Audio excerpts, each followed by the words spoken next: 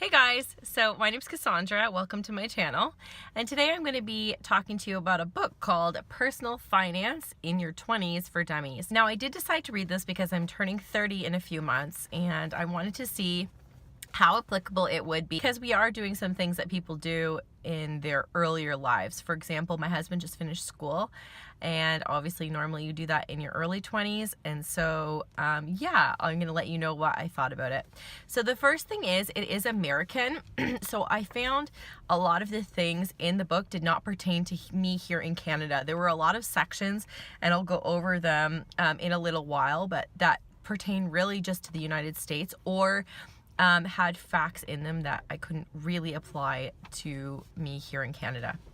So the first thing is, if you guys haven't done your taxes yet, I want to share with you this website someone told me about years ago to do your taxes on, and it's called simpletax.ca. And it is so easy to do your taxes. I always do my own taxes, even when I was self-employed. It's easier than most people think it is, but especially with this website, if it thinks that you need to add something or thinks that, you know, if you've done something in previous years, it prompts. I've tried in the past H&R Block website.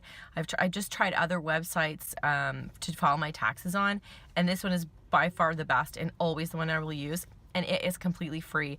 You can choose to donate, which I do every year, but that's your choice.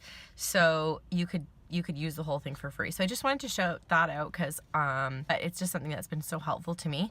And there is something I learned from that website that I'd like to start and tell you about, that it does talk about a little bit in this book.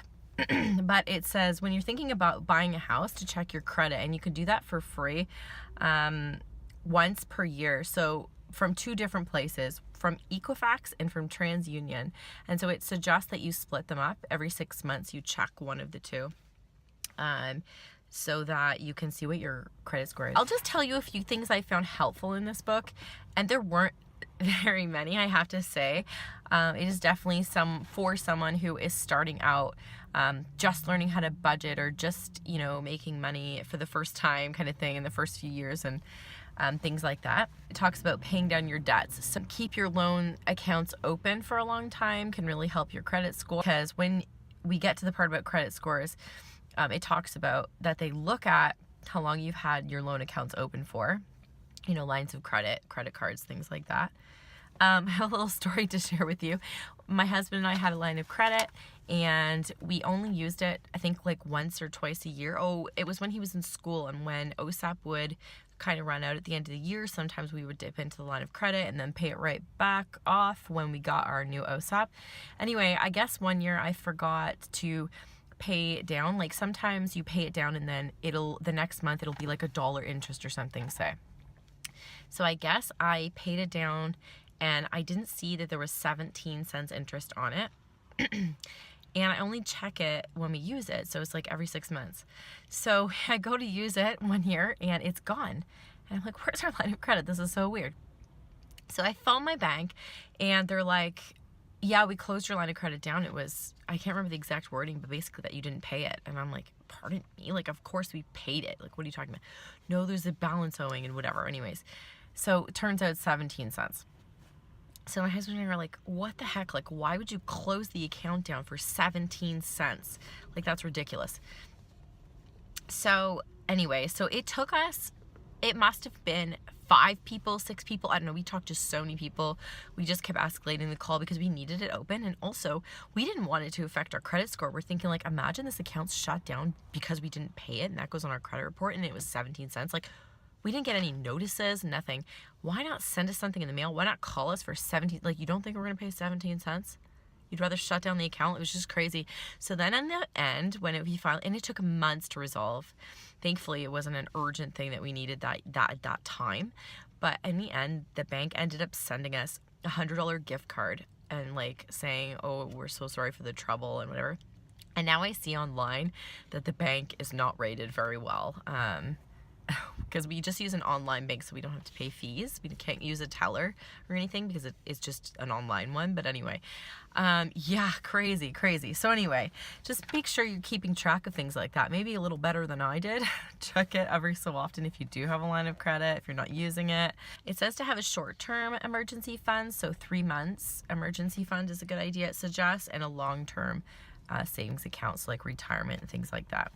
So it did talk a lot about spending too much, like don't spend more than you make kind of thing, racking up debt, not paying bills, you know, do your taxes on time and pay your bills, and don't make poor investments. I'm just looking at my notes here, sorry, that's why I'm looking down.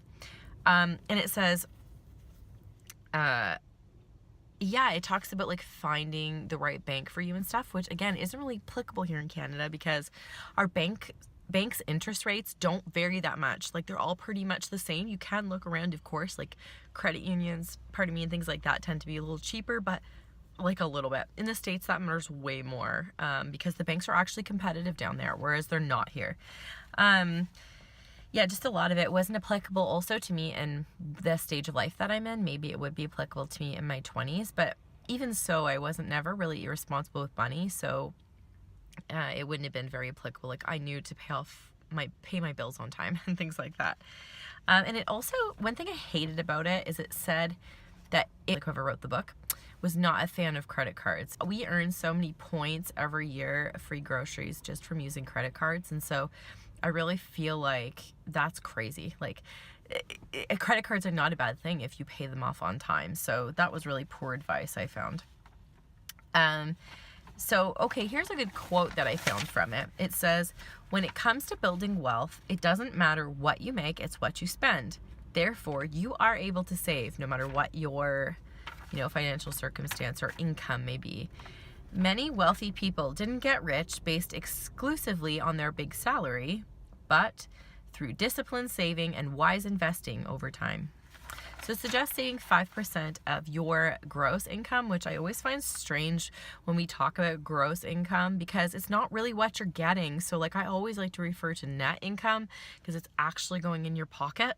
So anyway, it's 5% of your gross, which is pretty low. I think 10% is a better number to aim for. And again, of your net, which you're actually bringing in, not your gross. That would be like 2% of what you're actually bringing in. It talks about tips like buying store brand things as opposed to name brand thing. That's something most people can figure out with common sense. And don't use consumer credit. So don't borrow to buy a car or electronics or whatever. Just buy what you can afford today. For the most part. I mean, obviously this excludes a house. And in my opinion, a car sometimes. I mean, sometimes you need a car depending on where you live. So it says, this is the thing I didn't really know. I haven't really looked too much into retirement or read too much about it, but when you put money into your retirement accounts, it can lower your tax bracket if you're making a big enough salary to be in a larger tax bracket. It also talks about things like make sure you eat at home instead of eating at restaurants and just very basic things. So the difference between a credit report and a credit score is something I kind of knew but didn't know exactly, so it defines that exactly. It says your credit report is a compilation history of various credit accounts, and your credit score is a 3-digit credit number. So the number is between 300 and 850, and it says 700 plus is good.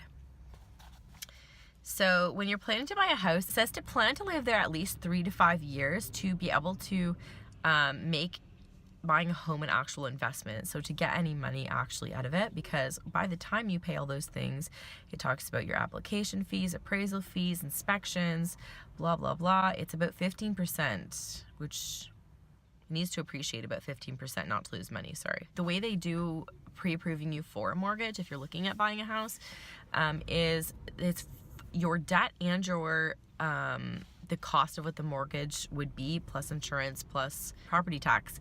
All those things can only be 40% of your gross income. The best thing probably in this book was the part at the end about 10 things to value more than your money, which I thought was a really nice thing to have at the end of a financial book, because that's something we should all have in mind. We can have financial goals, out the wazoo, but we need to remember that there are things that are more important than money. I can get so wrapped up sometimes in just like saving goals, but it talks about just making sure you're still having fun, making sure you're donating and taking care of yourself. That's when we let slip by the wayside a lot, and to appreciate what you have. That was another good one I liked in there. So anyway, I have to say that I don't recommend this book if you are not just starting out, and I am going to trash it, as in get rid of it, not actually throw it in the trash. I'm going to donate it, but yeah, this isn't one that I'll be keeping because it's just not applicable to me in my stage of life, and there just isn't enough in here for Canadians, I felt like. So this is a series I'm going to do. I love financial books, and I have a whole bunch, so stay tuned for that. Keep maybe subscribe so that you can definitely subscribe so that you can see my upcoming videos if you are interested in this topic of reviews of financial books and some tips that might help you with your finances. This is sort of a hot topic for us right now, as like I said, my husband just graduated and we're just going to start making a salary, so something I'm very interested in. I'm also reviewing some curriculum and homeschooling material too, and hopefully I'm going to get my hands on that Marie Kondo book again to share that with you again as well.